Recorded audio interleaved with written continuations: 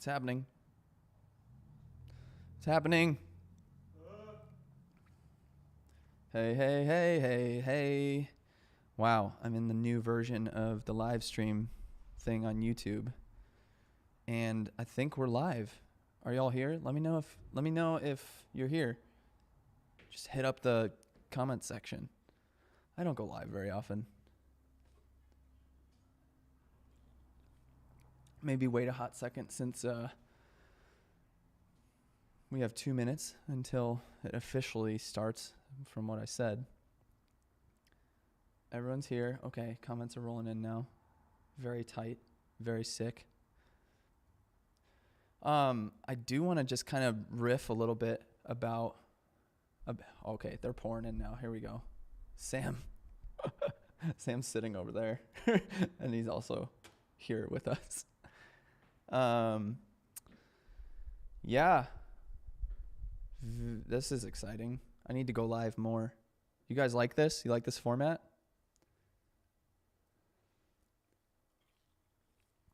I got my berry LaCroix. Very tight. Any other LaCroix fans up in here? What's up? What's up? I think once 3 o'clock hits, I'm just going to start rolling and riffing. And then we'll maybe do some questions and stuff. And yeah, we can chat some more after I kind of give my spiel about everything that's going on at the beginning of 2021. Pumped. So pumped. Poland in the house, UK in the house. What's up? What is up? All right. It's 3 o'clock. Welcome to the live stream. If you happen to have found yourself here and you don't follow me or my channel already, my name is Eric Floberg. I am a photographer, filmmaker, and obviously a YouTuber based out of Chicago. This is my studio, Creative Club Chicago. And a huge shout out and thanks to Mike, my studio mate, who you've probably seen in my videos, for setting up this beautiful setting as I had a few meetings this morning. We actually already filmed a video that's going to be going live on Monday, which is a huge announcement that I can't share yet on this live stream, but I just want to get the hype started and the hype going for that. So Monday morning, I'll be dropping a video. It's titled How Much I Made in 2020, breaking down everything I made financially this past year. And there's going to be a really exciting announcement and a giveaway at the end of that video. So just be ready for that. So huge shout out and thank you to Mike for setting this up. Make sure to thank him in the comments for how beautiful this is, the viewing experience. Isn't it cool? We have like lights in the back and the string lights are going and softbox here. Very nice.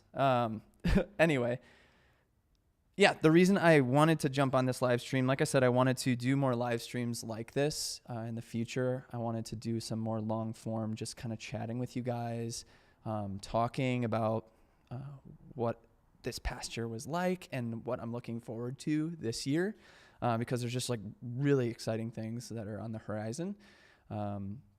Really plans that I had for 2020, but couldn't do for obvious reasons. And that's going to be more online content. That's going to be partnering with new people. It's going to be building out more of a team to provide more content for online stuff, for growing the Patreon, for doing more online education, more things for sale like PDFs. And anyway, I'll just kind of get into that. So the backstory, if you're unfamiliar, is I was a classroom teacher. That was my job. I went to college to be a classroom teacher.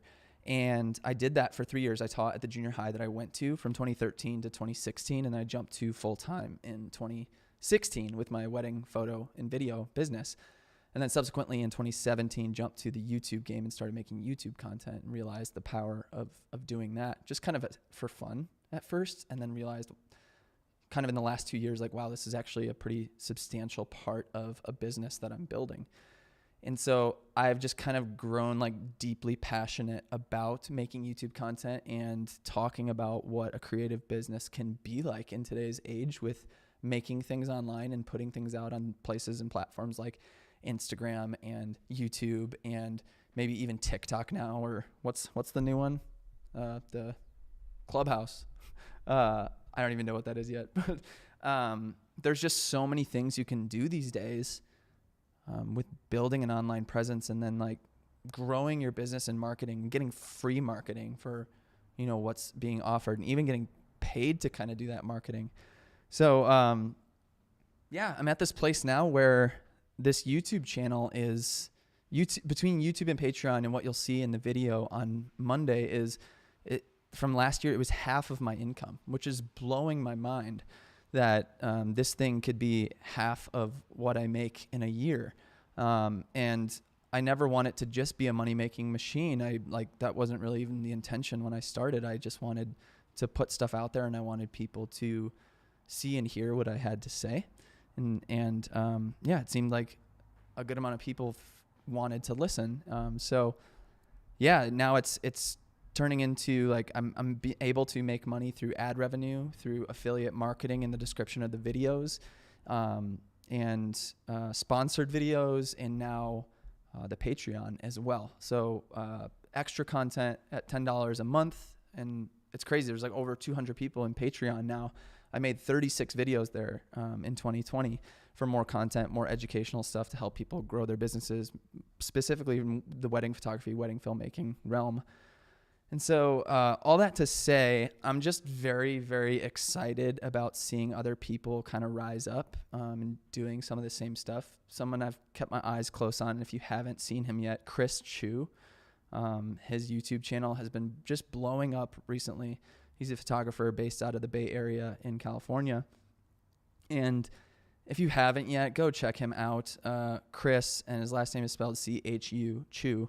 He just broke like 50,000 subscribers, I think, yesterday, and is just on a tear. That's just after a year of growing his YouTube channel. But we've kind of been talking back and forth about how he watched some of my YouTube and was inspired to start his own, seeing kind of what I was building. And now he's just like blowing me out of the water as far as analytics go, just like blowing up and going viral, and just, he's amazing. I love seeing stories and situations like that. Now, do I think that everyone can just have a wildly successful YouTube channel? No, of course, that's not realistic. You know, not everybody's going to have that. But I'm hoping that what I do at least can inspire people in different ways to put different things online and use online platforms to build their business, because we just have all this stuff at our fingertips, and there's so many ways to diversify what we do. And I'm seeing so much power in being able to diversify my income now, and to see passive income rolling in. The fact that I talk about it in this video on Monday, that the Patreon, this thing where people are paying $10 a month, like that's now sustaining my family and our mortgage every single month. All of you who are supporting there, God bless you. Thank you.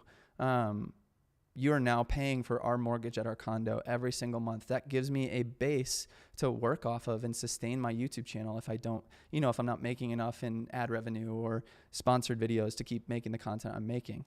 And yeah, that process of doing that has been incredibly hard, staying up till 3 a.m., working on video after video and pumping out the content. But I'm like starting to see the fruits of all of that. And yeah, if anything, like if you feel any kind of encouragement in that, whether it's you want to start a YouTube channel or you want to go harder on doing reels on Instagram or making Instagram stories that are engaging or doing a TikTok, like someone literally in our studio at Creative Club Chicago, her name's Mila. She blew up on TikTok this past year, talking about being an Instagram manager for accounts where people need help with their Instagram. And she now has like hundreds of thousands of TikTok followers, and she sells online courses and content. She has her own studio upstairs now. So just seeing that kind of virality happen and seeing people build businesses off of free things online, it just blows my mind. We have so much at our fingertips.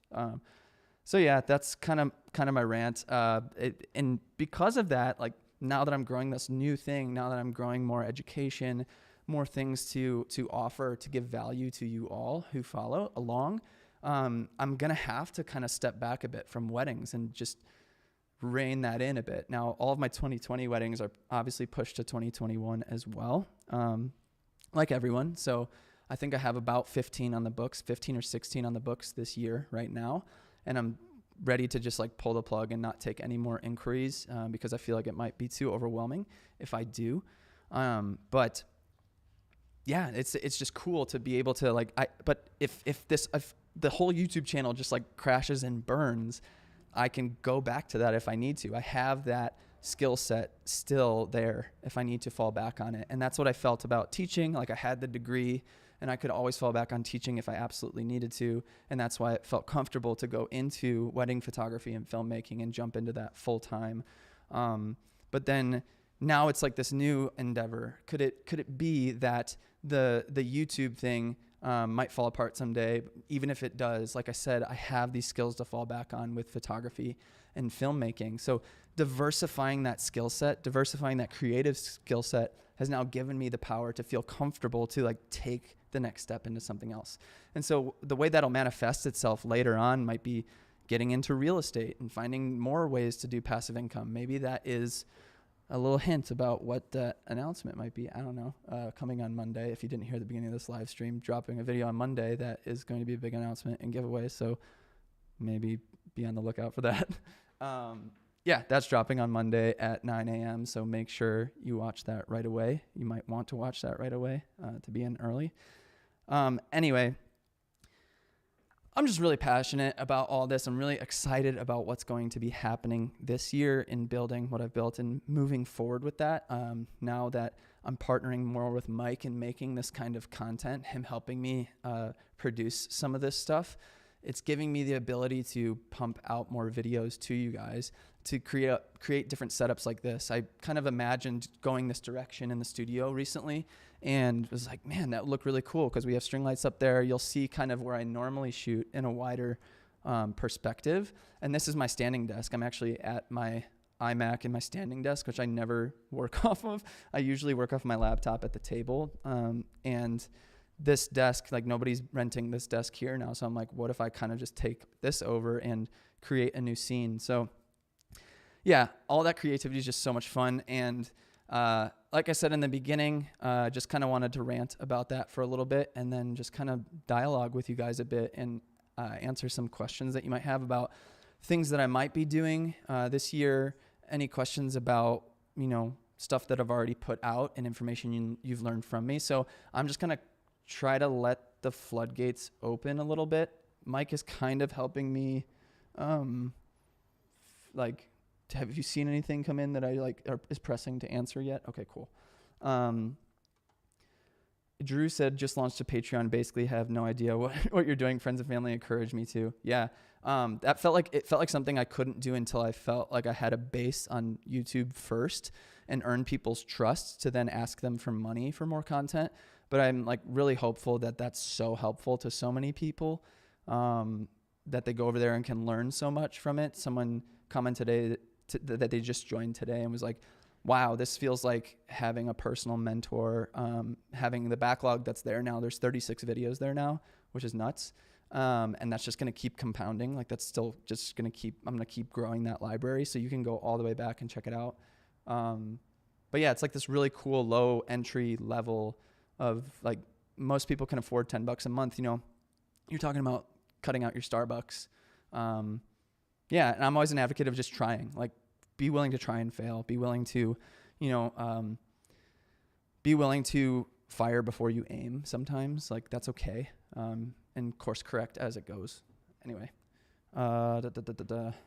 hear you on staying up till 3 a.m. editing videos for YouTube. Yeah.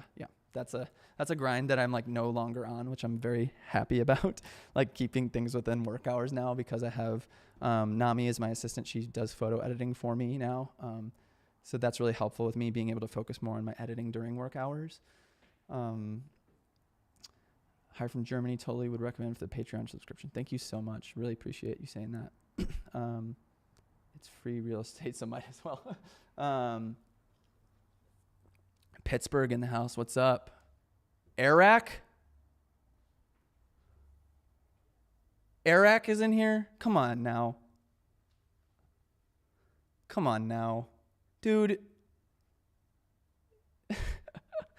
I had no idea you knew who I was, but thanks, man. You are a legend. You have been absolutely slaying on the tube this year, so way to go. I don't know if you're even still in here, but that's just kind of blowing my mind right now. But thanks for saying that, man. I appreciate you saying that. Let's see what else we got here. Seen a big amount of clients book you because of your YouTube.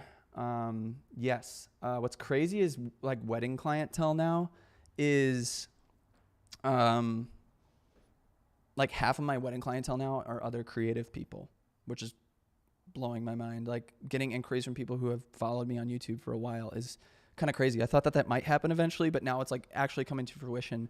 Now that people are, have been here for about 2 years watching what I've been doing, people are starting to get engaged now, asking me to shoot for them, which is really, really cool. I know I'm starting to realize that this is probably going to get overwhelming too quickly with the amount of questions. So I'm going to try to do my best to stay sequential, but I might have to skip around a bit. Love the attitude, always smiling. Seems like really passionate about the stuff. Thanks so much, Josh. Yeah, I definitely feel that way. I just can't believe that this is what I get to do for a living. The video I just made last week, the like 1 minute long video that was a total spoof. By the way, I want to do more of those because I think they're hilarious and just really fun. But also they're just free marketing. Like it's just, I've gotten hundreds of new subscribers from that one silly video, which is crazy. But yeah, I forgot where I was even going with that. I think it's really cool to it's really cool to just think strategically and have fun with it from time to time. And I never want to change that. I'm hoping that continues.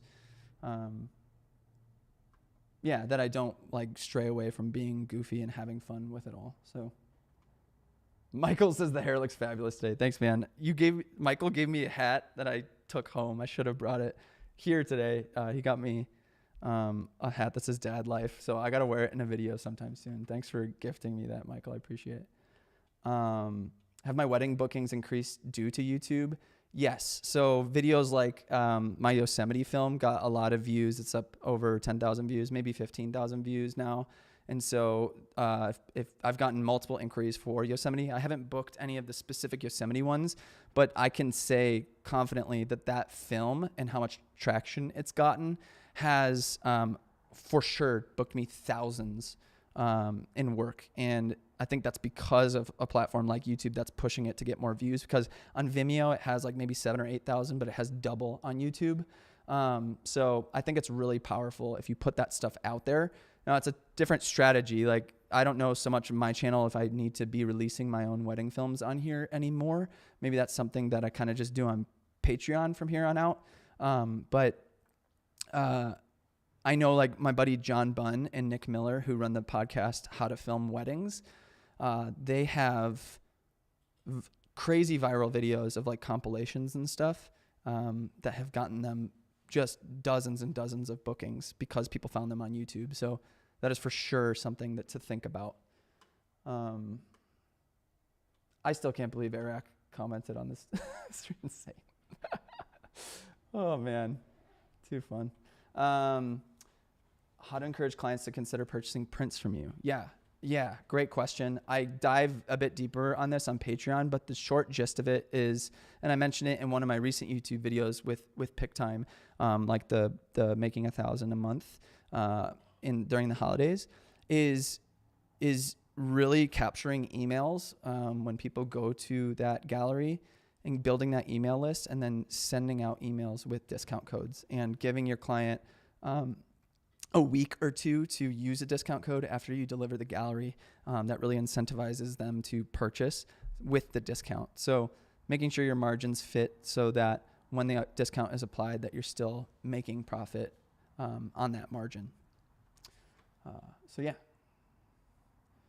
New time, Wyoming, shooting with a Leica. Don't forget to put the film roll into the camera. Yeah.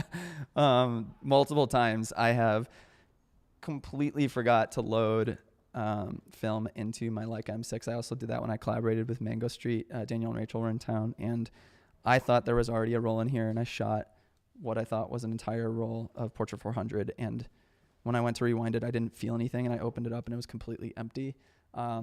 So yeah, now I have this system where I literally just don't put the bottom plate back on until I have a new roll of film in the camera. Yeah. Was part of workshop in March that we had to make digital because yeah, COVID due to plan holding any more Chicago in the future. I'm hoping that I can do workshops in person sometime in the future. I don't know how many. It might only be one a year moving forward, because one of the big exciting announcements that's going to come later this year is education rollout. So I have a few different plans. One is that I'm going to be doing photography mastermind and videography masterminds. So I want to open it up to 12 or 15 people in these small groups to do small group mentorship. You'd be signing up for 6 months. So that's probably going to roll out sometime in April, I think, or March. So the first like 12 or 15 people to jump in on that. It's going to be about $250 a month, I think, to be a part of that. So the way I'm kind of pitching it is like, if you could book one wedding just from being a part of that group, it would be worth it as an investment. And so we would be referring stuff out to each other through if people are already booked, like, and then you could be traveling a bit more based on where people's locations are, that kind of stuff. So I'll have that going. And then I'm also going to be building an entire course for wedding photography that will hopefully be releasing sometime this summer. And this is happening now. Mike and I are already making the plans to do this. So that's just really, really exciting. We're just building the systems now in place and scripting and writing all that stuff. So it's not available yet, but sometime in the near future. So really pumped about that. But then, yeah, I would also like to do in-person workshops too, because then it's just an experience once we can all do that. Because there's just an intangible there that an online course can't have. So hopefully both. Let's see. Watch one on pick time really helped me out. Great to hear, TJ. I have to be willing to invest in myself, no different than any other business. Totally. Best tool for marketing yourself and getting freelance video work. Yeah, a website, reel, Instagram, all of it. Put it everywhere. Put it on Twitter, try to get it shared. Social hack, like figure out ways to get your work in front of more eyeballs. Like what I did recently with that video I made last week, where I joked about like the gear doesn't matter.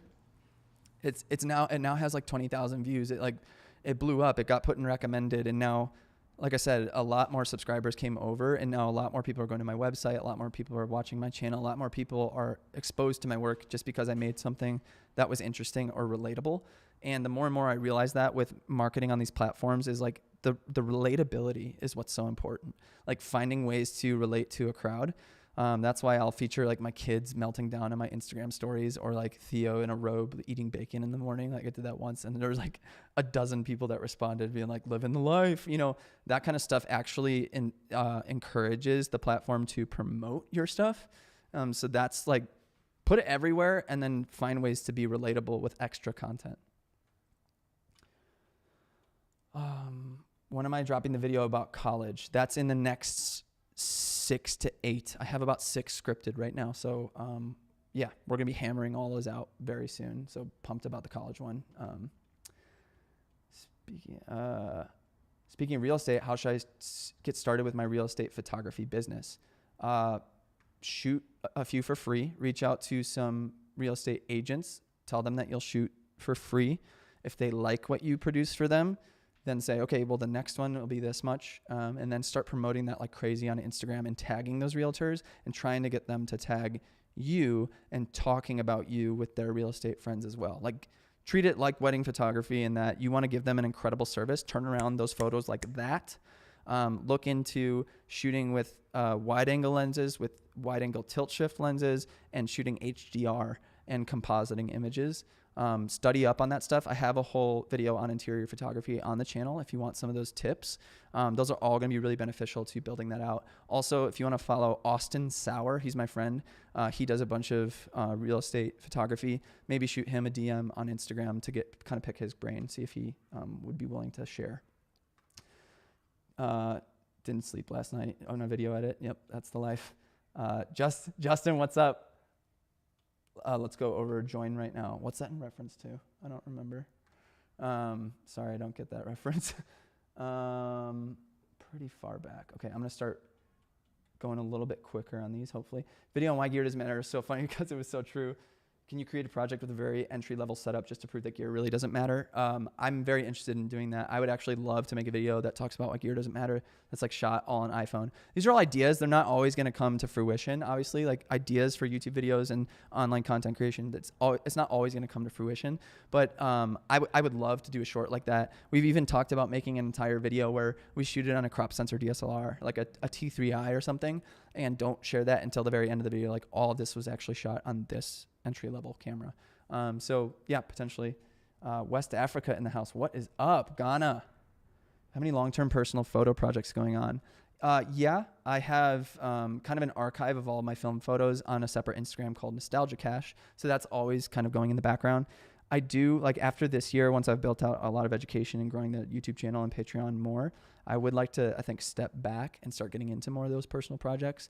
I would love to be shooting more film photography, personal projects similar to things like Matt Day does, making photo books and Joe Greer, that kind of vibe. Yeah, I feel like I have a lot to offer in that and telling stories in a different way, or, you know, following a group of people or a family or something. So maybe. Views on presets. What's up, Anthony? Views on presets versus defining your own style. Yeah, presets are amazing. I use Benja's Cascade. They're linked in the description. I also use Phil Chester's presets. But I want to be building my own this year. I know I mentioned it at the beginning. So I'm hopefully going to be working with a company that has proprietary technology to convert a camera profile to an exact color image. So it doesn't matter what camera you're using, you're pretty much going to get the same output of color for the preset. So I'm really hoping that can happen, because if I'm going to offer presets, I don't want to spend like an entire year figuring out how they can work over, you know, the 5 most popular camera profiles. And I'd rather have something that I'm proud of that will hopefully result in a very similar looking image for everybody, no matter what camera you're using. So fingers crossed on that one. I don't know yet. In the meantime, Benj is a good friend of mine. His presets are incredible, and they're linked down below if you'd like to check those out. That's what I use most of the time. Do I prefer shooting with a certain camera brand or model for all your shoots? I've been Canon all the way through the whole time. I didn't need to be. Thought about switching to Fuji. But yeah, the usability of Canon and just being used to it has just kind of lent me to, you know, an investment in L-Glass as well. That's what I use. It's what I'll continue to use. I'm about to buy the R6, I think, sell my 1DX Mark II, like I said I would back in 2020, and just keep going with the RF line of lenses as well. Thoughts on starting YouTube videos in 2021? Is it worth it? Creative market seems saturated with everyone starting tutorial videos. It's so true. I think a lot of people don't want to admit that starting a YouTube channel is really hard in 2021, because everybody's now making the videos like how to start a YouTube channel in 2021. Yeah, that's crazy. Because like it's so much different than it was in 2018 when people were making those videos. It is so much more saturated. Now, Eric, who was in here earlier, is basically proving that you can do it. Like, I would never go to the links that he's gone. He stranded himself on an island for his last 200,000 subscribers to get to 1 million. Like, he's doing things that are way different and just way crazier than what I'm doing. But it is proof that like if your content is different enough or engaging enough in different ways, and the way he social hacks, like I've learned so much from what he's built this past year, can just get you so many more opportunities. So it's just more of a strategic game now than just starting and hoping that it works, because everybody's made a tutorial about the thing you want to make a tutorial about. It's just at this point, like, are you going to make the better one or the cleaner one or the thing that differentiates you is the question. So there's no harm in trying. I love it. And I think it's amazing and incredibly powerful. Someone like Chris Chu, who I mentioned earlier in this live stream, like he went from 0 to 50K subs in a year. That's incredibly substantial. So it's up to you and your self-awareness and realizing if you can have that differentiating factor. And so that's a lot of why I say lean into what makes you different. Am I doing a LUT pack with Gamut? Yes, I am. We are just still figuring things out because that stuff takes a while. But yes, Kaylin is currently helping me build a LUT pack there, and reminds me we need to follow up with him. So maybe I should make a note of that. yeah, but really stoked about those two. Trying to get the look that we had on my Montana wedding film on those LUTs. So yeah, excited to see where that goes. Just found me 2 days ago. Loved the content. Thanks so much. Thanks for joining along. I hope it was from the stupid spoof video that I made. Hey, from Kansas City, what's up? Curious about the best way to start a client base. Want to get into commercial photography work. Not sure where to start. Shoot a lot, shoot again, shoot for free, shoot for cheap. Get connected to other creatives around you. See if you can shadow, see if you can second shoot, see if you can assist. Don't expect anything in return. Hustle, and get yourself out there. Build a portfolio so that when the time comes where that person that you connected with refers you, you have a portfolio to fall on and that you can charge then. Hustle that the opportunity presents itself, and this person at a business who you know says, hey, can you shoot this? You have a portfolio to show them you're worth it, and you can charge them. So like there's so much to be said about getting into your market and connecting with people. Find those connections and hustle your butt off to try to get going on those. Let's see. We're here. We're out here. This is going. Sick. Just jumped in time to hear talk about 1 minute video. That's how this live stream got suggested to me. So sick. Thanks for being here, Kevin. Zach, where was I? Sorry, I need to scroll back up. I was on Zach. I'm in Chicago. Yes, I am in Chicago. Are you in Chicago? If you'd realize a lovely couple, their kind of wedding doesn't fit your style or expectations, how would I give them the cancellation? That's a great question. And how would you tell them that you don't fit? They don't fit you, you don't fit them. It's not often that I find myself in this situation, and a lot of times like it will naturally happen where you just don't book. But if they're like insistent on still booking you, even though you know there's a ton of red flags and it's not a good fit, I think the best thing I've seen with other people is that you really pose the email in a way that says, hey, I care about my clients. I care about making sure they have the best day they possibly could, the best experience they possibly could.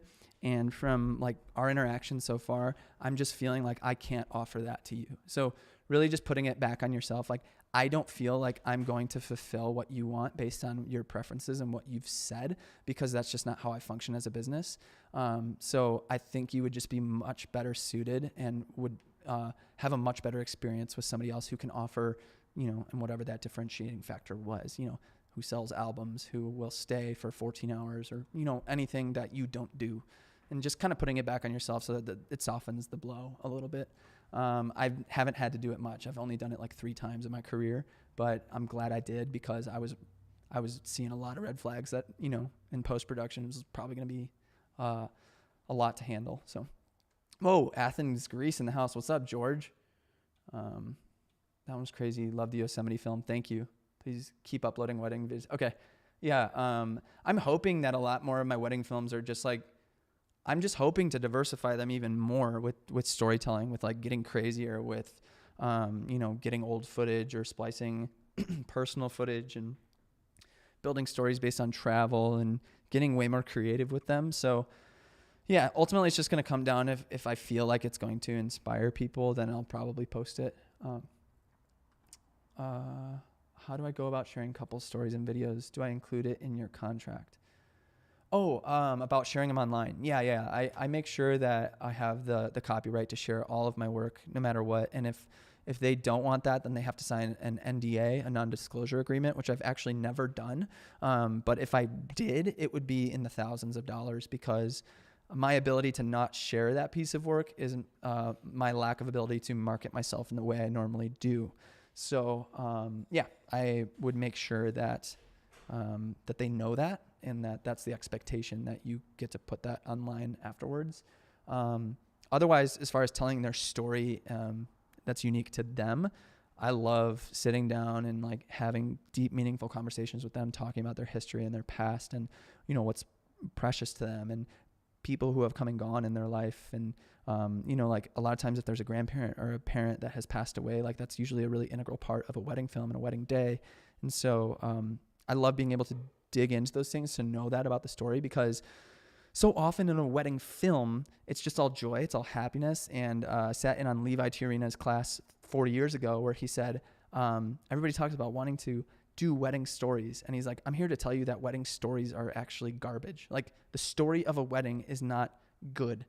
Any other story that you read in a book, that you watch in a movie, there is conflict.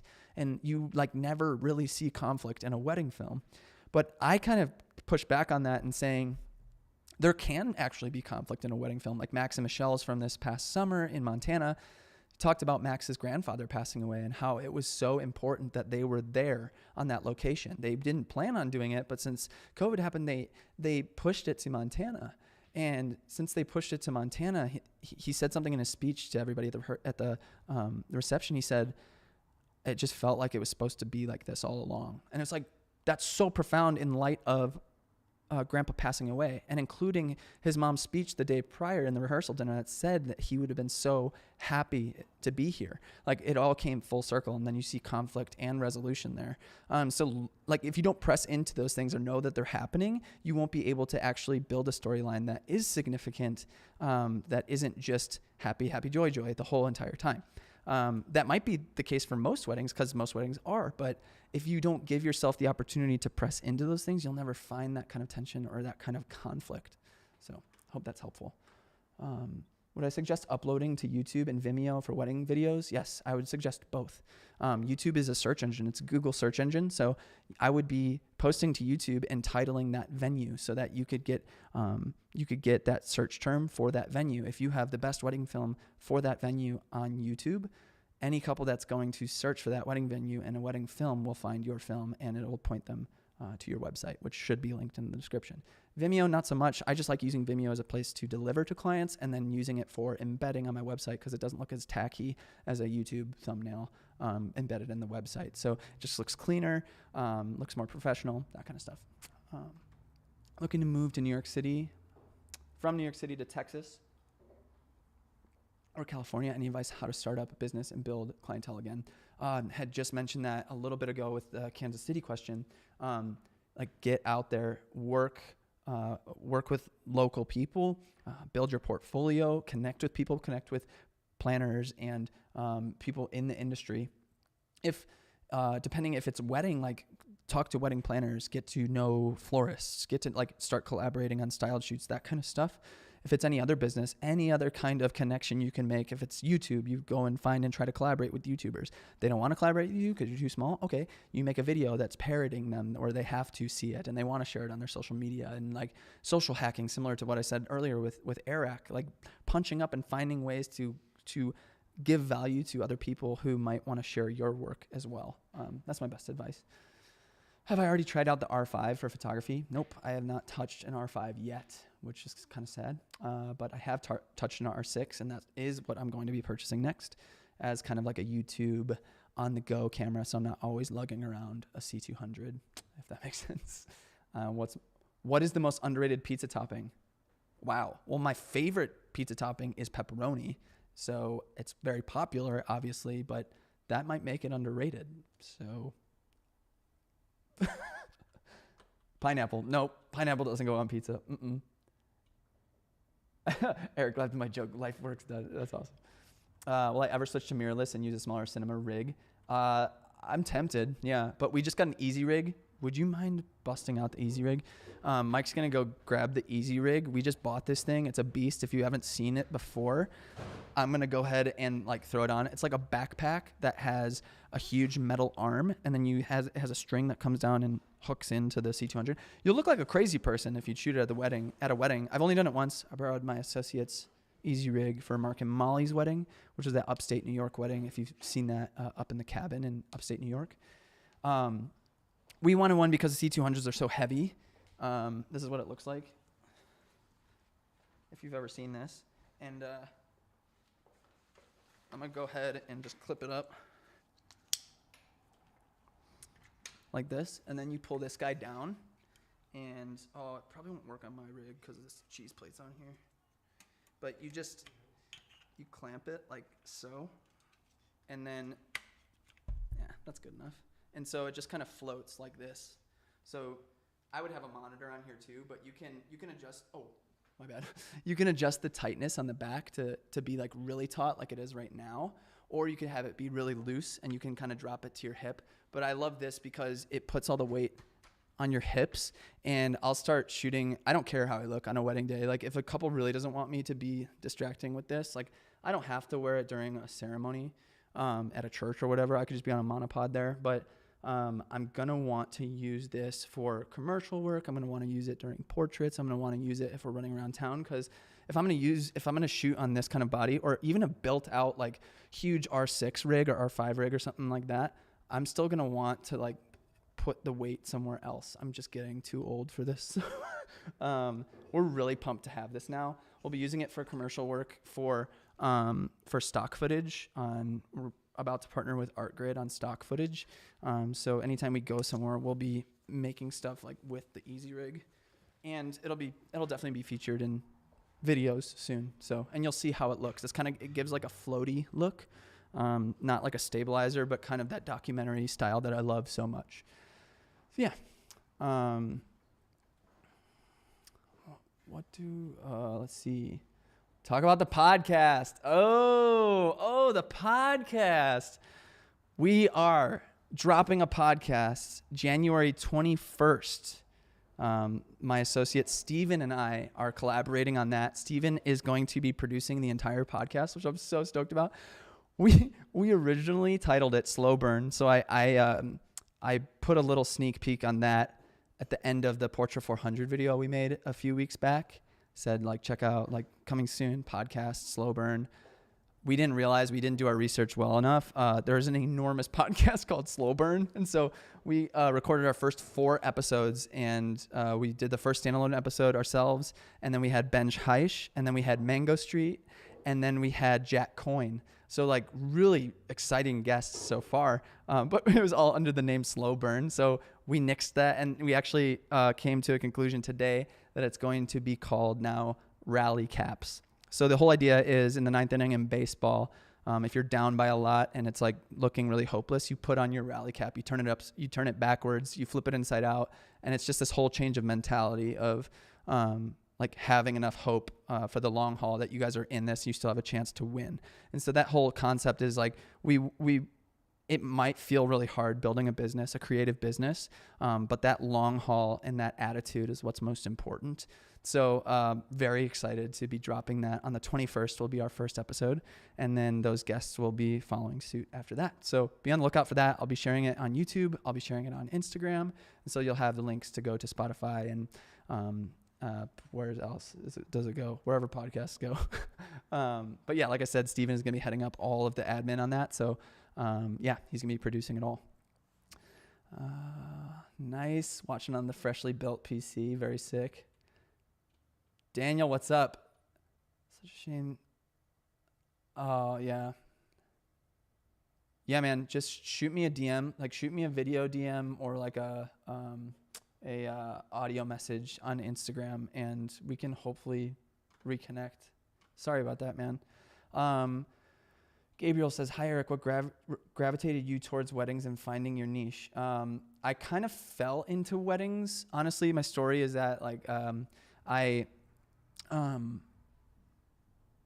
shot my friend's sister's wedding back in 2010, 10 years ago. And it was just because she saw that I was doing goofy videos on Facebook in college and stuff. And she was like, my sister's getting married. She needs a videographer. Did it for $300, but I fell in love with it. I absolutely loved doing it. I went to their house and watched the whole thing with them. They loved it. They still watch it every year. I actually photographed that friend's wedding this past summer. So those original clients were there. They now have 4 kids. It's just really cool. I've shot every single sister's wedding in that family. So 3 different weddings. And yeah, it was very clear to me that I wanted to do that at a full-time capacity. And now that I've grown out more things with YouTube, with online content, with Patreon, with all, courses and getting into this now, it's becoming more diversified, which is actually what I recommend, which is kind of a crazy and hard thing to say in the wedding photography and filmmaking space. I made like my whole class at Venture Workshop this past October. I opened up the class with this question, like kind of this rhetorical question of, what do you want to be doing in 10 years? The truth is most people aren't in wedding photography and filmmaking for more than 5 years, actually. The average is surprisingly low. It might even be less than that. So you have to ask, like, why is there a burnout rate like that? And why aren't people making this like the career for their whole lives? And the truth is, like, it's very taxing on your body to every single weekend, be on your feet for 8 to 10 hours, sometimes multiple times a weekend throughout summers and falls. So it's amazing to like build a base of a business, and it's incredible money, honestly. If you're coming from like a lower salary or hourly wages, like it's so much more money than that. You can pretty easily get to 6 figures if you work hard enough over the course of just like 2 years. So, but so many of those people start diversifying. And so my plan is like, I want to start limiting the amount of weddings I do over time. And I don't really see any time in the near future where I would stop shooting them, but I would love to be shooting, 5 to 10 a year. And then most of my editing is being done by a team. Usually the films, I'm thinking I'm probably going to want to keep just my hands on the entire time, but it's very easy to outsource my photo editing to Nami. She could get it to like 80%, and then I come back in and do all my perfectionist tweaks and get it to 100%. And so now I can start diversifying in other things, other financial things, other educational things, YouTube, like there are a ton of other options. So I don't know, kind of a ramble, but that's where I'm at. Love the finance videos. Thanks for sharing. Thanks for watching. There's another one coming on Monday, so get excited about that. We already filmed it today. I've changed since the gear doesn't matter video.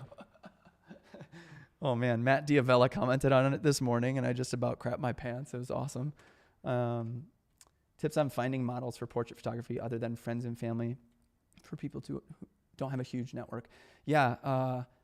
Honestly, there are a lot of really great tutorials online of like photographing non-models or photographing people who aren't models, and Mango Street has a bunch of those, which are great. But honestly, just cold call DMing people on Instagram and being open with them. You'd be surprised at how many people might like want to do a shoot just, for more portfolio photos, more headshots, if they're building a model portfolio. So don't be afraid to ask. And this is always my recommendation. I just tweeted this the other day. Like, if you want someone to pay attention on a DM, just send them a video of your face or a voice message. That will do so much more in reaching out to them. Now, starting to see platforms like Clubhouse come up, I'm like, oh, okay. So now this might become the standard. You send a voice message, or I don't know how it works, but you're all doing audio-based stuff. But it's so much more powerful to reach out to someone like that. I can't tell you how many times I've reached out to someone who doesn't know me at all, that has more of a social following than I do, where we sent a video message and was like, hey, I would just love to hang out with you, or, this is how like I could help you if you need it, and how positively people respond to that. We've been doing that for the podcast, and we have plans of actually teaching that more as the podcast grows, of like, how can you reach out to these big creators like Jesse Driftwood and Jack Coyne and Mango Street and Ben Chaish, and these people who, to get them on the podcast. Now, obviously I have a bigger platform. It makes sense that they might want to, but it's incredible what you can do to get people's attention, because people are watching, people are checking their DMs. You better believe it. People are watching that you don't know. Case in point, Eric coming in earlier on this live stream. Had no idea he knew who I was. How I edit photos. Yep, I do. I have a bunch of, not a bunch, but a couple of editing tutorials on Patreon so far. Will do more this year, and that will be included on the full wedding photography course that we're building this year as well. No master at photo or video, and like everyone else, I want to get better. How would I go about actively learning photo or video, either assisting experts or self-learning? The truth is, you can find everything pretty much you need to know on YouTube if you're willing to dig and find it over the course of weeks, months, or even years. And if you're not doing that in conjunction with actually practicing those skills, you will not learn them. So it's binge watching all the free stuff you can and practice. That can for sure be enough for you to make a career. But there are plenty of options, like people like me that offer education, or people who already have courses, since I don't, that where they will just teach you absolutely everything you need to know to build that business, to build that side hustle, so that you don't have to spend weeks or months or years figuring it out and practicing. Obviously the practice in the like the real life practice is still necessary to grow and learn, but that is the fast track to be able to get all that information at once.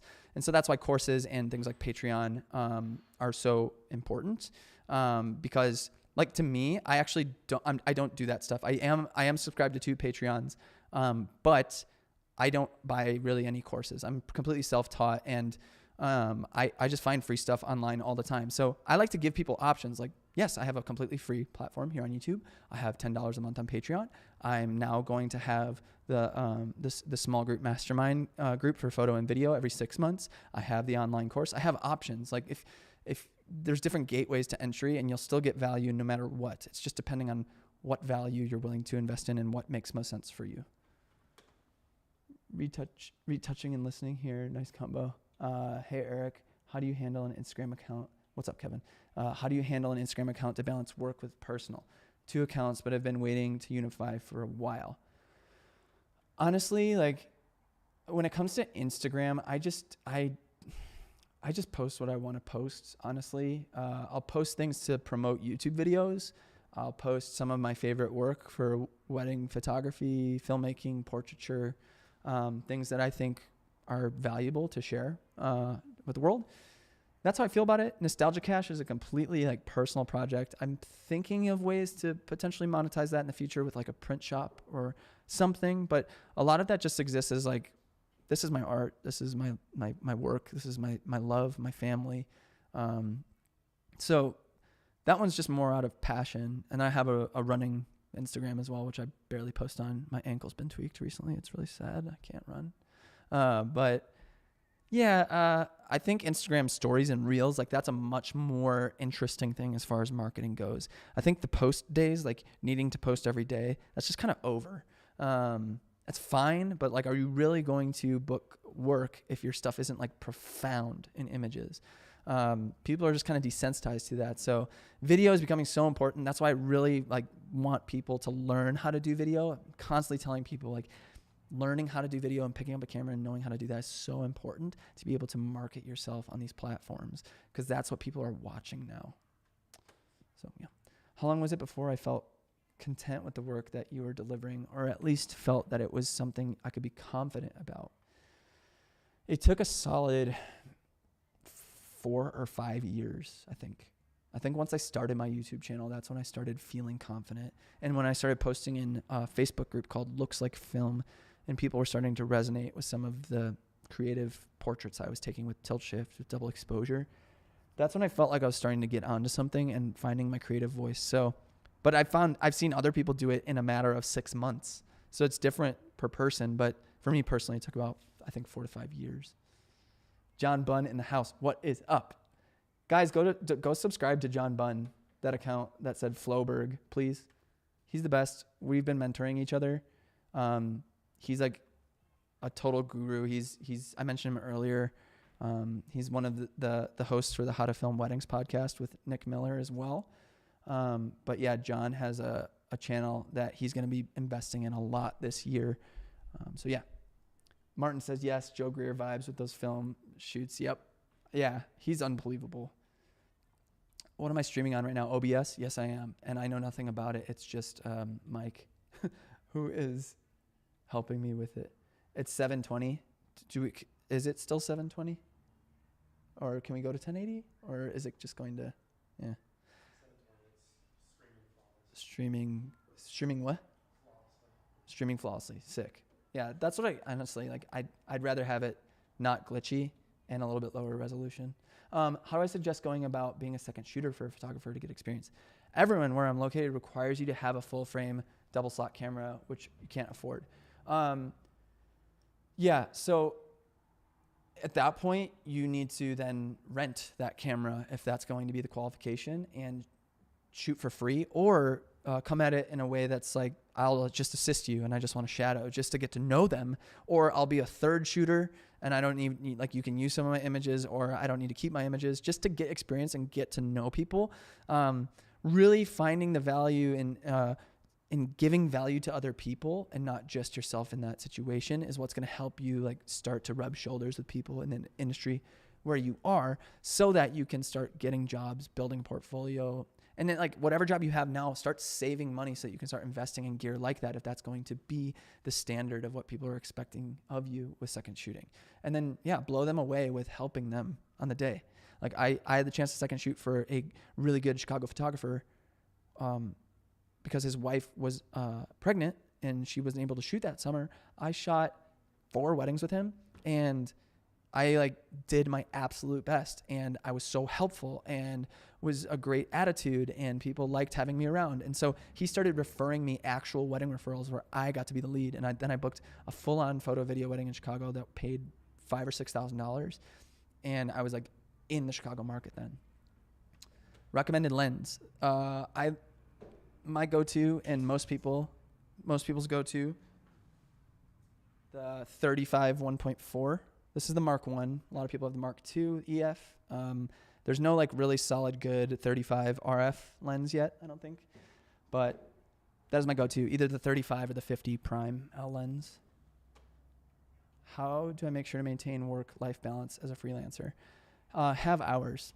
And I wasn't good at that in the past years, but recently I've been doing 9 to 5 at the studio, Monday through Friday, and that's it. And then when I get home, I'm available, I'm playing games with the boys, I'm, helping with Linnea and her dinner and putting her to bed and reading the boys a story and just being present, and then having time with my wife in the evening as well. We have a small group with our church on Sundays, so being intentional with that, and spending time with the Williams. They're our closest friends. Mike, who is my right-hand man with all this stuff. We probably get together once a week or once every other week. We're about to go on vacation together for an entire week next week. Just carve out the time and be intentional with the people that you love and you're closest with, and give yourself boundaries. Now, there might be seasons where you do have to hustle and you do have to work outside of those boundaries, and that's okay as long as you know that eventually it's not going to be that way. Once you're able to make the money you can to support just a 9 to 5 then. Mom works at a car dealer, so I asked to take photos of their dealership for free. Put those photos in my portfolio. Got a couple gigs in the past month from that. That's how you do it. That's 100% how you do it. Komodo has RF mount, just saying. I know. It's tempting, but they're autofocus. The issue I have with RF mount is focus by wire, and so manually focusing is not ideal in that situation.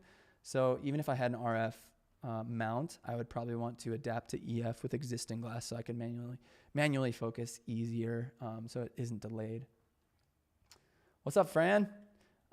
Chris Chu in the house. This is the guy I plugged earlier. If you see him in the chat, go and subscribe to Chris Chu. He's amazing. Market will always be oversaturated from an outside perspective. Just got to dive in and be you. Truth. Love the gear doesn't matter short. Thank you so much, Tommy. I appreciate that. Oh, man, this is way delayed. I'm so sorry. Yeah, Chris, I shouted him out earlier. Go check him out. Just like when I see YouTubers try to be something they obviously aren't. Too many people trying to be Peter McKinnon, not enough people trying to be themselves. Yeah, yep. And we had a really deep discussion in the studio yesterday about that. Like, it's also really difficult to like just kind of judge other people with the personality they are. I know Peter can get a lot of flack for being who he is, but I've had friends that have met him and he's a wonderful person. And it's really easy to like assume that someone is putting on a portrayal of who they aren't. And sometimes that's okay, honestly, because at the end of the day, like, YouTube's entertainment. And so whether the viewer thinks that's valuable or not, it's all up to the person whose channel it is. And at the end of the day, like, yes, I want to be my like authentic self, if you will, but I'm also goofy in front of the camera. I'm not always this goofy in real life, but I know I'm putting on a show too. Like, I want to be entertaining. I want to be entertaining and educational. I want to be both things. And there's nothing wrong with that. I'm still goofy in real life. I still love joking around and palling around, and the whole YouTube dad stuff I think is funny. But like, yeah, it's just up to people who like want to do what they want to do. And that's like, there's no right way to do YouTube, if you will. Awesome. Cool. Florida in the house. That's what's up. People from everywhere. This is amazing. Oklahoma earned $1,500 in print sales last year just by offering a % off like I recommended. Dang. Yes, Anna. That's what I love to hear. Yes. That's like one of those powerful things I feel like I've been able to teach online so far.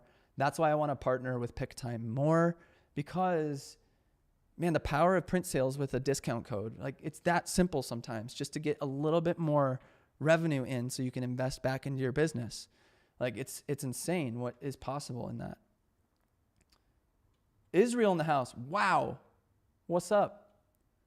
True, there's a ton of McKinnon copycats right now. That's true. But like, yeah, maybe they're wasting their time trying to be someone that's like already exists, but they might find success in it too. Someone recently, is it Sam Newer or Sam Newton? He did the Peter McKinnon diss track. It was absolutely genius. Dude used his multi-disciplined creative skills of rapping and filmmaking and humor to get Peter McKinnon's attention and got a shout out from him, and his channel like doubled overnight. Like, that kind of stuff is incredible. I think it's so cool seeing people do that. Hello. Advice on getting into wedding photography, working a full-time job. Work most Saturdays out of the month. That's tough. If you want to get into wedding photography, you need to free up Saturdays. That's just the truth. So you get another part-time job if you want to pursue wedding photography and hustle. Like, I for 3-4 years, I was teaching full-time and editing at night and just grinding, up to 25 weddings in my last year while I taught full-time. So it will take sacrifice, but building that and getting enough income on the weddings that you do shoot will then supplement you to be able to get a pad of savings so that you feel comfortable switching over when the time's right. Joining the Patreon today. That's what's up, Alexander. Thanks, man. Really appreciate that. Like I said, there's 36 videos over on Patreon already. It's linked just right down in the description if you're interested. All behind the scenes, tutorial, long form content where I'm just talking a lot more like this instead of like a polished YouTube video that's like 8 minutes long. Most wholesome content creation channel on YouTube. Man, appreciate you, man. Thank you so much, Jamal. What's my thought on building clients when shooting for small businesses? Let me make sure I understand this question. What's my thought on building clients when shooting for small businesses? Yeah, again, I'm like a huge advocate of shooting for free. Like, what's crazy? Okay, we're going on this trip next week to this cabin. Mike and I, with our families, to this cabin. It's like for an entire week, it's $2,500. We're each paying, a little over $1,200 for an entire week for our families. We look at their Instagram. It looks like they've been trying pretty hard to like boost their Instagram, this Airbnb location that we got. Mike DMs the owner yesterday and just goes, "Hey, we're photo and video people. Like, we see that look like you're probably trying to up your Instagram game. Would you be open to like maybe giving us a discount on our stay if we provide some photos for you?" She was so happy we reached out that way.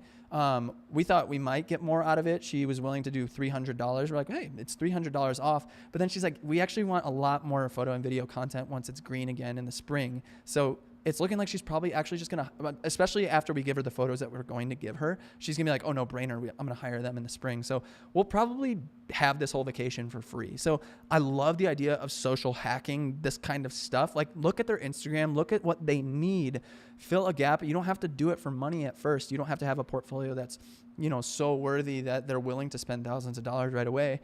But we're only getting paid $300 this first time, and we know we're going to like knock the socks off of them. Especially the video content we'll be able to produce. We'll do drone stuff. We can shoot C200 RAW, like ridiculous stuff that's, like other people in the area probably won't have the ability to do it. It's incredible. Like, start thinking that way when you're going places, when you're approaching a new business, when you're going on a trip. Like, think of how you can handle that stuff and make money out of it.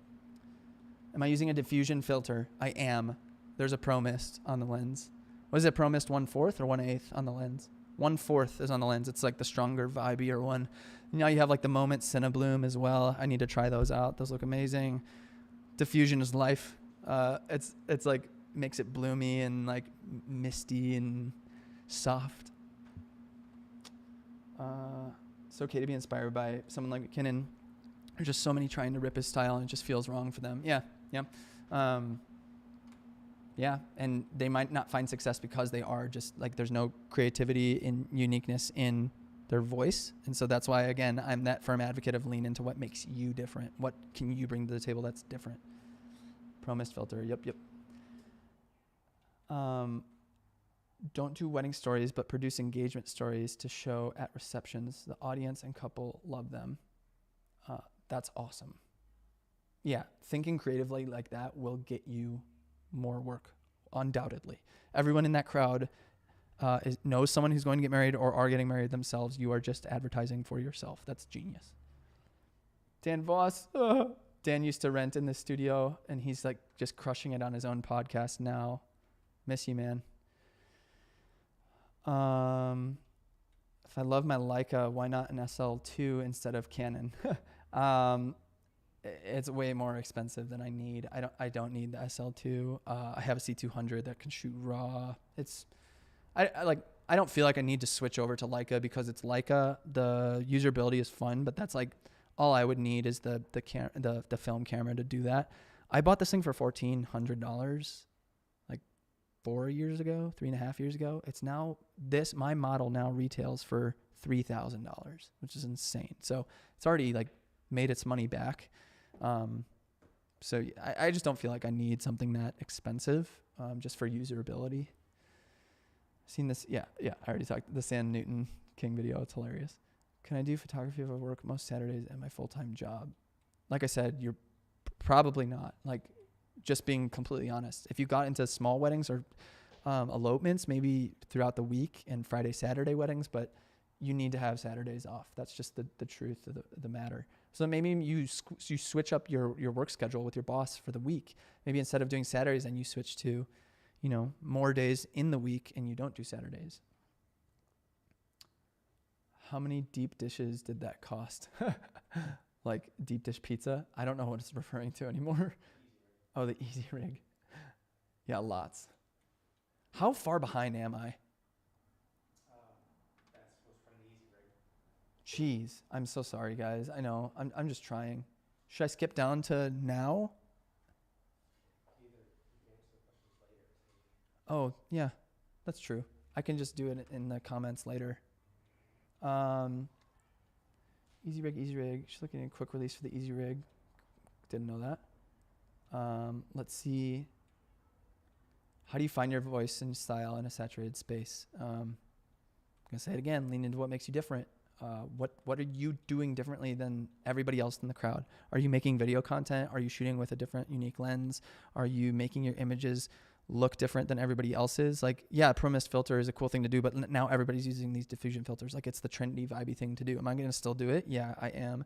But it can be something in conjunction with something else. I shoot all my YouTube videos in RAW now, but I convert it to ProRes so that the space is much lower on a hard drive, but that quality is still there with dynamic range and color in post-production. So the combination of the two differentiates me. You see how that works? Like, and then explaining that differentiates me. Like, there's all sorts of those specific small decisions that you make that can differentiate you from the crowd in whatever crowd you're in. Cubs are used to wearing rally caps. Love the rally cap reference. Thank you. We're really pumped about it. What's up? What's up, Matt? Hey, Darshan. YouTube dad is here. I'm here for you. Shot first wedding last October for a friend. Booked first wedding. Paying wedding today. Whoa. What are tips for someone who's just getting started? Shoot with 2 cameras. Don't be afraid to interact with people on the day. Don't be afraid to just be yourself and joke and let people feel comfortable. Bring music, like a Bluetooth speaker. Just let people feel comfortable along with yourself. During portraits, talk about them, talk about their relationship. Play music, like I said. Get away from them to do a wide shot so you can gather yourself if you're feeling nervous. Those are all a bunch of tips I have for you. Finland in the house. What's up? About to go to sleep. Saw ours live. Thanks. How to approach migrating from a low-paying market to a higher-paying market. Charge the prices that you're currently charging and slowly work your way up. If you feel like, you might be able to just boost it as soon as you move, but then you can also just slowly move that progression up. Maybe book more at the lower price to get things going, portfolio there, and then start raising those prices. Would like to know, what are some ways to make money as a photographer without going the wedding photography route? What are the best ways to start? Yeah, commercial work and doing local stuff and brand stuff. A tool like Instagram is really helpful. DM people with video messages and voice messages to see if they need anything from you based on your skills. try to get your foot in the door with building a portfolio that's with commercial work in that capacity, because that might be able to start paying the bills. That's what I would recommend. Polar Pro in the house. 100% agree. Reaching out is huge. People are watching. So true. We're about to do a Polar Pro video in January. It's January. Yeah. I'm excited for that one. Getting some gear in the mail. Lightroom Classic kind of guy. Lightroom Classic. Yep. More robust. I think the Lightroom's the cheaper version, right? Smaller version. I don't know. I'm sorry. I'm a dad that doesn't know much about Lightroom. Canada in the house. Wondering, what's up, Jordan? Wondering how you manage process of a hobby becoming my career. How do you keep the spark and the joy alive when the thing you want to do becomes the thing you need to do? Great question. Make it not about yourself. That's my biggest thing. Like, make it about other people. Make it about people who are finding value in the thing that you do. So for wedding photography, it's the nuance of every single couple every single time. I do a double exposure so often of a couple silhouetted with the skyline in the double exposure. If you've seen my Instagram, you've seen the shot a ton of times. I had the revelation the other day. I was like, I'm getting tired creatively of making the same image over and over. Guess what? That couple feels the weight of that profound of an image every single time. The depiction of their city, like, encapsulated within their relationship. That is such a profound image to them. And it's different every single time because the people are different. That's the differentiating factor. That's the thing. So for me now with YouTube, it's like, okay, what value can I bring to you guys? What can I keep doing in my transparency to inspire and motivate you all to start your own businesses and seeing economic success for you while doing the thing that you love? That's what fuels me. That's what, like, I make my net worth video and I'm so excited to see people go, I need to get out of debt. I need to start managing my finances well. You know, people seeing me doing the passive income video and seeing my heart behind why I want to make passive income, because it's I want to provide for my family. I don't want to be working as much. Thankfully, I'm at that place now. I can work 9 to 5 and it's fine, you know? Anyway, yeah, make it about other people and not about yourself. Justin, watch a wedding film you just made. Yes. You have my DM. I know you do. Just DM me on Instagram. I'll watch it. Read books. Yeah, I don't read books. I'm sorry. I do want to get better at that. I feel like I'm going to get better at podcasting and being a podcast host if I'm reading books. I feel like I'll become more verbose. I'll have more comfort in linguistics and language and heavier words and connecting metaphors and all that kind of stuff if I am reading. So that is something I want to do more. How to start doing professional paid work in a pandemic. That's a really hard question because we've only experienced it one time in our lifetime, and it was last year. And a lot of it has to do with pivoting. What are you going to do that's online? That's my biggest question. And that's really all I can say to answer that. What can you do to still bring people value if you can't be with them in person? It's what you have to really dig into. Getting close to going full-time and freelance on YouTube. Sick, Matt.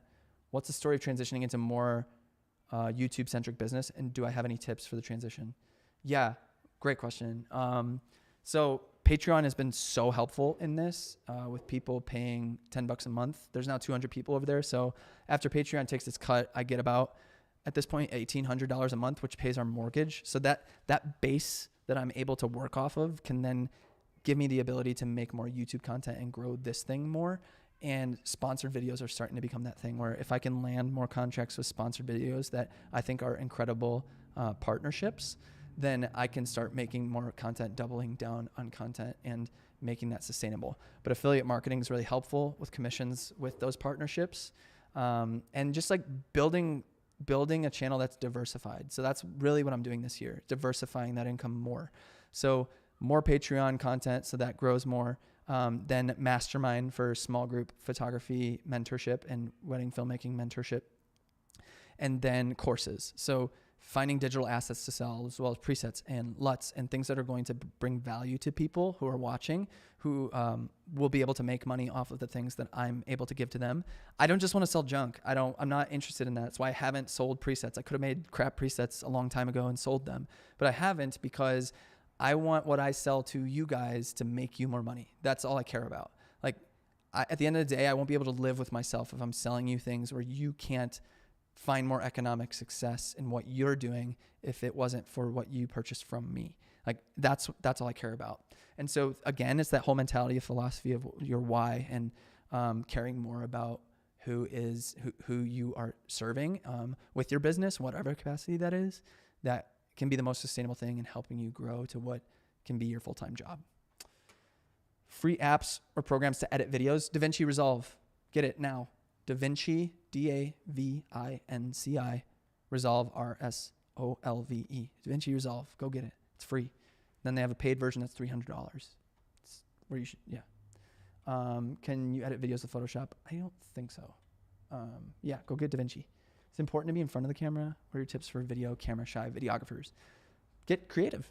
You don't have to be in front of the camera. You could do voiceover with other video. That's an option. You could do a kind of documentary style video if you want to do video where you have visuals, you have text, you have illustrations, you have like, will that be more work? Yeah. But will it be easier to stand in front of a camera? Yeah. But if that's what is difficult for you, there are all sorts of YouTubers that don't even go in front of the camera. They just do like video essays and they have millions of subscribers. So you have to figure out like what is going to be most beneficial for you if you don't want to be in front of the camera, and thinking creatively in a way, again, to differentiate yourself, to create something that's going to be engaging. How do I start doing paid shoots? I mentioned that earlier, but it's a lot of free work at first and rubbing shoulders with the people around you. Interested in asking Mike more about the streaming. Is that possible? Yes, Patty. You can DM him at Life Inspired Film on Instagram. Life Inspired Film. My last video has him linked, the spoof video where I'm joking about gear doesn't matter. It's linked there if you want to DM him there. Off topic, but is your Leica working correctly now? Yeah, it is. I don't know if it was just user error all those other times, but even recently I put a roll of Cinestill through here and it was not advancing smoothly towards the end. So I just rewound it and called it a day at like 32 frames. But I really haven't had an issue since I had a lot of issues earlier this year. So I'm just going to keep hoping that it's okay, because I never shoot anything in here where it's like client work. It's all personal. So if I lost a roll, it wouldn't be the end of the world. It'd be sad, but it wouldn't be the worst thing. I'd rather just kind of see if it keeps functioning the way it has been for a while now.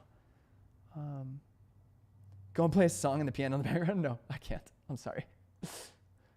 What church are we a part of? We go to Missio Dei, Chicago, in Wrigleyville. Go play a song? No, I'm not going to do. I would like to make more music this winter. You want to do that, Mike? We're going to make more music. Yes, we are. Working on your name versus creating an LLC brand. Great question. Incorporating with a different name or your own name. It's totally up to you. For me, it made sense. Other people might want to grow a studio where they want multiple photographers under the brand, and it makes more sense to have a name. So you have to be thinking 5-10 years down the road, what do you want?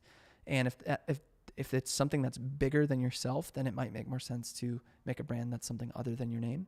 But people are also able to, like Ben Ramos in Chicago has a full associate team that's amazing, and he's Ben Ramos Photography. So at the end of the day, it doesn't matter as long as you are like serving your clients very well and giving them valuable stuff. That's all that matters. So, let's see. Oh, I see Gene down there saying, love you. I love you, Gene. Oh, go watch Gene's newest video. I think it's live. Yeah, it is? Yeah, link Gene's new video, please. Gene's the best. He works at this desk over here, and he started a new YouTube channel this year, and I'm really proud of him. Could I talk in depth on playing music while shooting a couple of the wedding? Yeah, I have a playlist. I did it on the recent engagement photography video, the romantic portrait jams playlist, a lot of indie, nice, beautiful music. Just inspires a lot of like romantic feelings. Yeah, it's like the best because you just don't have to worry about small talk and feeling awkward around each other. And that in combination with giving them a prompt to like reflect on your relationship and everything that's led up to this point is what literally moves people to tears. Like the combination of just that phrase and Bon Iver is just like the thing that makes people weep. So try it. It's so amazing.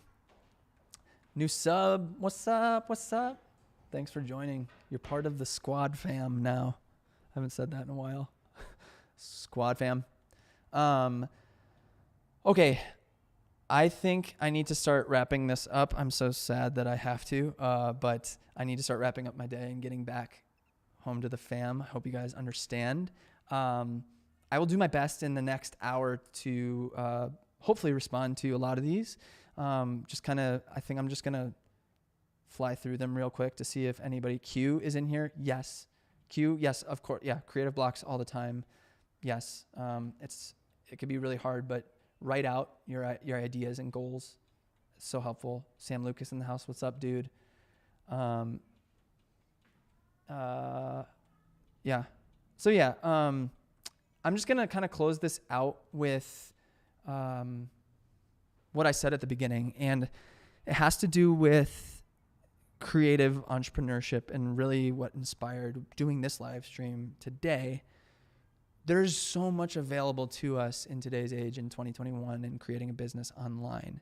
And if I can recommend one thing, is that just don't be afraid to put yourself out there. Like, you will never regret like trying something new. It might feel awkward, and like the process of like watching something fail might hurt, but the amount of times I've done that on this YouTube channel and have made videos that I thought like tanked completely with views and not meeting the standard that I wanted, helped me learn so much and helped me to understand how I can diversify my business. And so just thinking creatively on how you can diversify what you have and continue to gain skills and educate yourself in whatever capacity it is, whether it's the entry level on YouTube, joining someone's Patreon, buying a course, going to a workshop, investing in yourself in that kind of education and diversifying your skill set, whether it's photo, video, audio, text, graphic design, getting into other things like finance and real estate. And there's a million options of the things we can do. And there's every single niche that lives and exists online. So dive into those things and don't be afraid to contribute to them once you feel like you have the skills that you can share and help everybody else in that process, because that could become a job for you as well and can even further diversify what you're doing. So don't be afraid to start the podcast. Don't be afraid to start the YouTube channel. Don't be afraid to start the new Instagram account. Like, don't be afraid to do the Instagram reel. All those things are good things. And is that the most meaningful and important thing at the end of the day? Of course it isn't. Like, we know what the most meaningful things are in our lives with our family and closest friends. Like, but if you're willing to try, just go and do it. Seriously. I just haven't regretted any of that so far. And it's very, very rare, if ever, I hear anyone say, that they've regretted like putting themselves out there and trying something new and learning and failing in the process. So, cheers to 2021. I'm so excited to start off this year with you guys. There are so many videos in the pipeline. Let me just give you my short list of new videos that I have scripted out so you guys can get hyped about them. Let's see. 2021 video ideas. How much I made in 2020, which is already filmed. That's going to be dropping on Monday morning. And as I said, there's going to be a surprise announcement and a giveaway at the end of that video that I can't talk about yet, but will be in that video on Monday. So make sure you watch it right away in the morning. A portrait session with my parents. I really want to do that. Like, we're there, the couple. I think it'd be amazing. I will be doing a video with Polar Pro with some new gear from them, which I'm psyched about. I will be comparing the Practilite 602. This one? Practilite 602 to my Lowell Pro Constant Lights. This thing is expensive, but I'm thinking it's going to be incredible. So I'm going to review this. And I want to make a Mamiya 6 MF review. That's Mike's medium format camera that we used on our trip out east in September. Incredible camera. And then finally, Don't Go to College, which is going to ruffle a lot of feathers. And I'm really pumped about that. So I think we've reached the end. Thank you so much for being here. I love you guys so much. Thank you for the constant support always. If you're not subscribed, you find yourself in here and you're not subscribed, go ahead and subscribe down below. Like this video because it's going to stay on my channel. That will help boost it with the algorithm, sending it more people who are subscribed that, don't see it on YouTube, but it might be recommended to them then. That would be really helpful. Last plug is Patreon. If you're interested in it, it's down in the description. First thing, just $10 a month for now 36 videos in there. And we'll every month, 2 to 3 more videos will be going in there for behind the scenes and educational stuff. So Shoot me a DM on Instagram with a video message or a voice message if you have something to follow up with me on this, and I will hopefully get back to you.